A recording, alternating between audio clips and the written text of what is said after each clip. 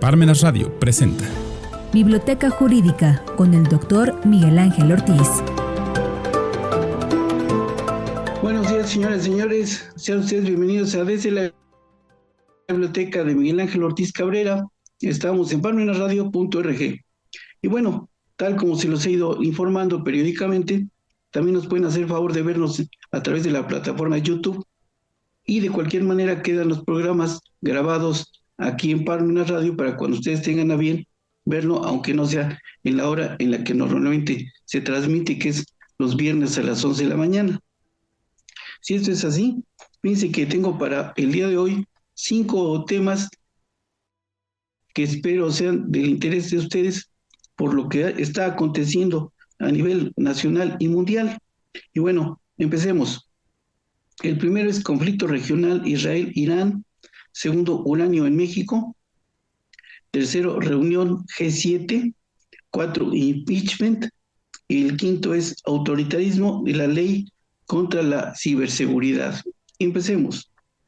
Veo con preocupación el conflicto regional Israel-Irán. La razón es que Israel bombardeó los lugares en donde posiblemente tiene Irán lugares para almacenar uranio enriquecido, y eso puede desencadenar un conflicto de proporciones inimaginables. Ese conflicto, si ustedes revisan la historia o hasta la Biblia, tiene más de 2000 años y nunca se han podido poner de acuerdo las partes en conflicto. Basta regresar a los libros de la preparatoria, de Historia Universal, aquí está, y en las páginas 151 y 161 del libro de Elauri Baridón, de la materia que nos impartía de forma extraordinaria la maestra Isaura Martínez, para recordar lo que ella nos explicaba. Aquí está, por ejemplo, este mapa que viene en el libro. Y bueno, aquí está también lo que ella nos explicaba respecto de Palestina. Aquí está. Y así por el estilo. Ahora fíjense que mucha gente habla de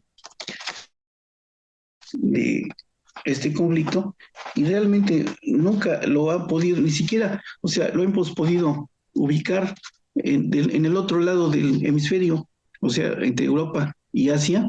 Aquí lo acabo de encontrar en un pequeño mundo que tengo aquí, en donde está el Golfo Pérsico y muchas cosas que ponen en riesgo la economía mundial, porque todos esos países tienen una gran reserva de petróleo.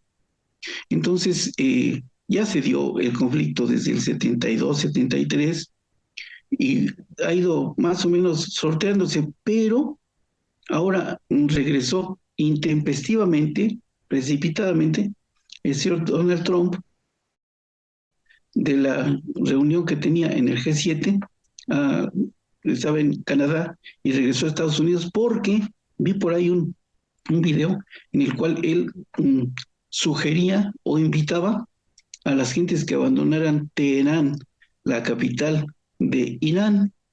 Quiere esto decir que hay riesgo porque le salió la gata respondona a Israel. Pensaban que no tenía armamento nuclear Irán y resulta que sí lo tiene. Pero el mayor problema está en que hay una instalación que la tiene bajo tierra y Estados Unidos no tiene, Irán no tiene, más bien Israel, no tiene el artefacto suficiente para controlar ese yacimiento, ese lugar donde almacena el uranio Irán, pero sí lo tiene Estados Unidos. Ese es el mayor riesgo. Y como este señor es tan visceral, hoy dice una cosa, mañana dice otra, pues puede desembocar un problema de proporciones inimaginables. Recordemos, por ejemplo, que con el asunto, con el reactor que hubo en Japón de Fukushima, esa radiación, aunque digan que no, nos llegó acá. Se veía una nube que vino a través del Atlántico, no, a través del Pacífico, y llegó hasta Baja California. Y por eso hubo muchos enfermos de cáncer. Y México, con los rateros que teníamos, a los niños que les había detonado el cáncer, ordenaron para llevarse el dinero que les inyectaran agua destilada en lugar de los medicamentos contra el cáncer. Fíjense más hasta dónde llegó. Entonces ahora es preocupante este problema. Entonces, insisto, ese libro de Laura Ibaridón, para que tengamos idea de dónde encontramos, de dónde empezó el conflicto, o más bien lo que empezó allá, que puede tener repercusiones hasta acá. Bueno, el segundo punto, uranio en México. Fíjense que posiblemente, no quiero decir que sea cierto, ese uranio que se encontró allá en Irán haya llegado de México. Les voy a decir por qué.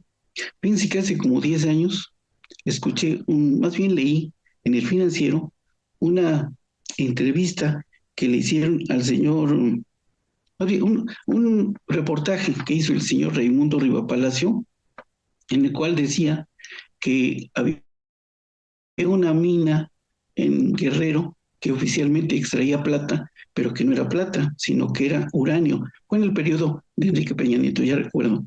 Y entonces que tenían que poner algo, tenía que hacer el gobierno, y no hicieron nada.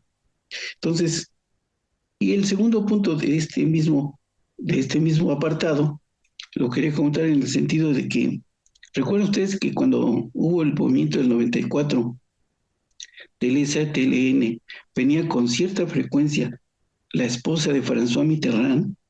Después entendí por qué. Resulta que a Francia le interesan los yacimientos de uranio que están en la zona limítrofe entre Chiapas y Oaxaca, en donde esas zonas se llaman los Chimalapas. Y ahí abajo está el uranio. Y entonces, el chofer de la universidad a la que yo iba, él me contó que en muchas ocasiones llevó a toda esa gente extranjera hasta la selva lacandona, a la Trinidad y a las Margaritas, para entrevistarse con Marcos.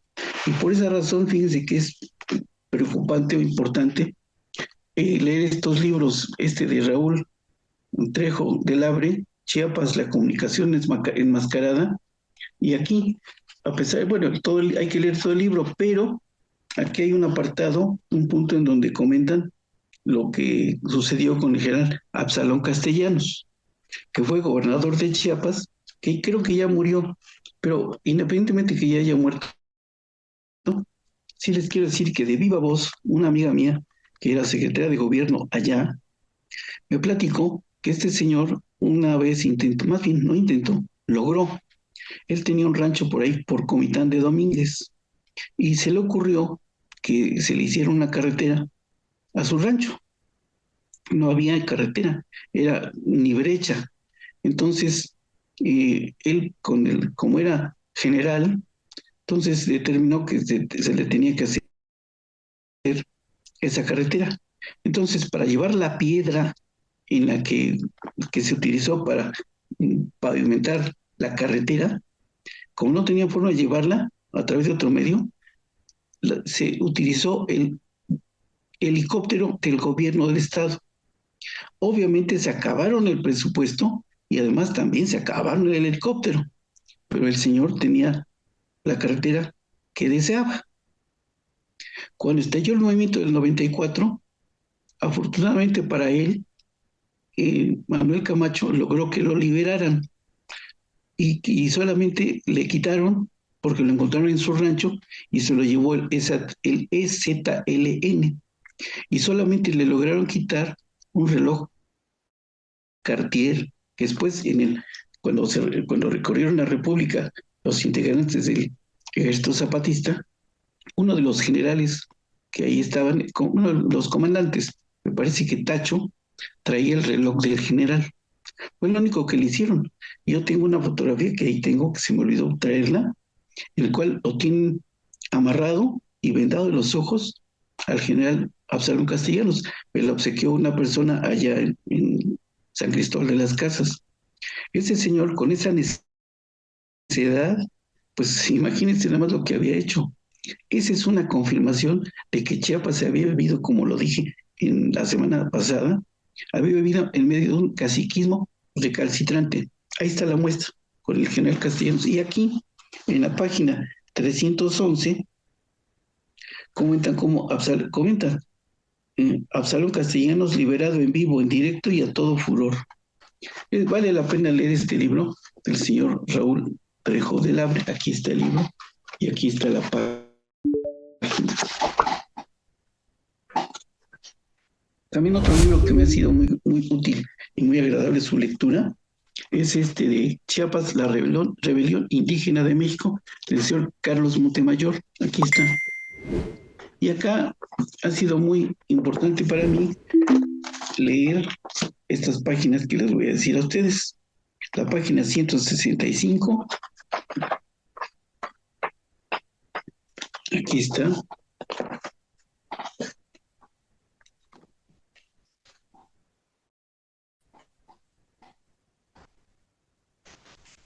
La página 225.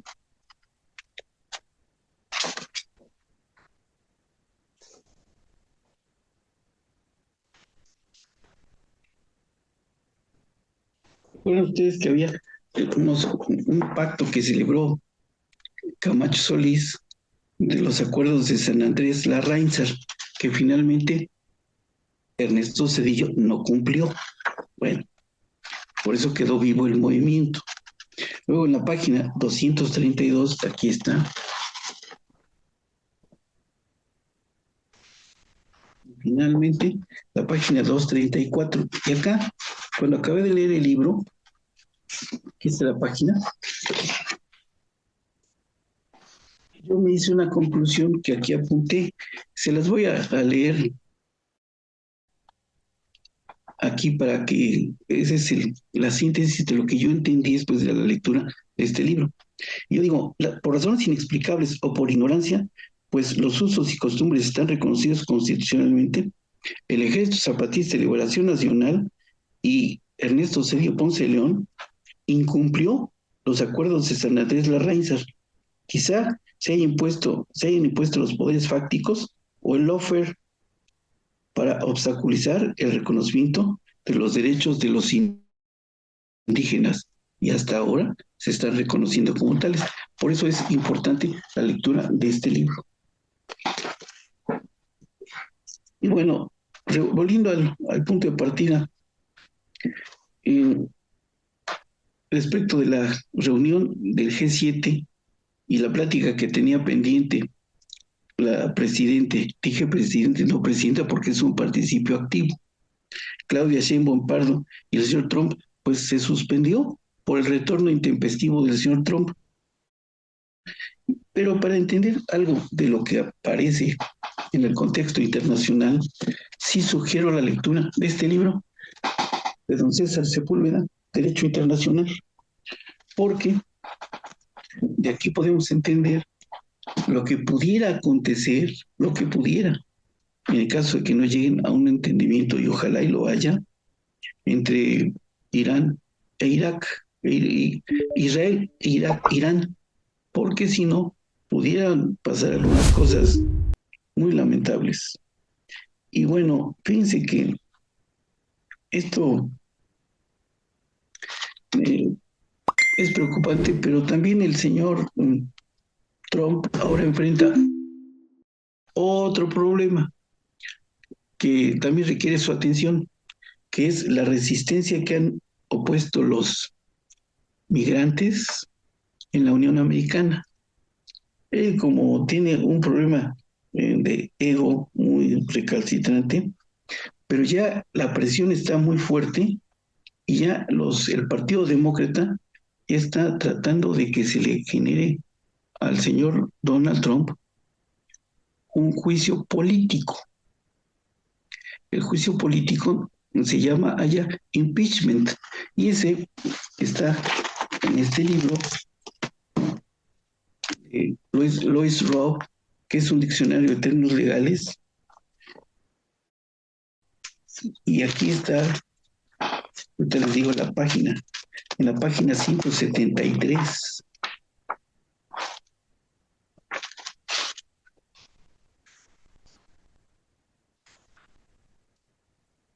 Aquí está. el impeachment. Diccionario, diccionario de términos jurídicos, inglés-español. También lo podemos encontrar en el libro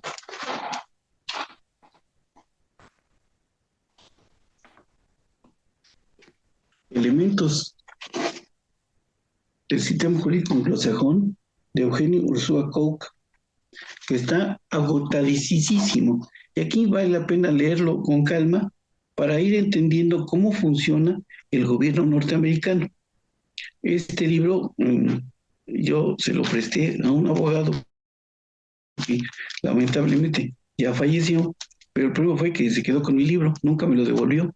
Y delante de su esposa, ella le dijo que lo tenía en la casa de su hijo, que también es abogado. Pero afortunadamente un amigo fue al Instituto de Investigaciones Jurídicas y ahí logró sacarme una copia que mandé empastar. Aquí está. Y por eso recuperé mi libro, aunque no sea el original. Bueno, ni hablar. Y bueno, el último punto que les quería comentar esta mañana, antes de concluir, fíjense que aquí veo que se acaba de publicar la ley contra la ciberseguridad en el estado de Puebla. Y he leído en un artículo del doctor Silvino Vergara Nava algo que me llama la atención y que tiene toda la razón del mundo. ¿Por qué?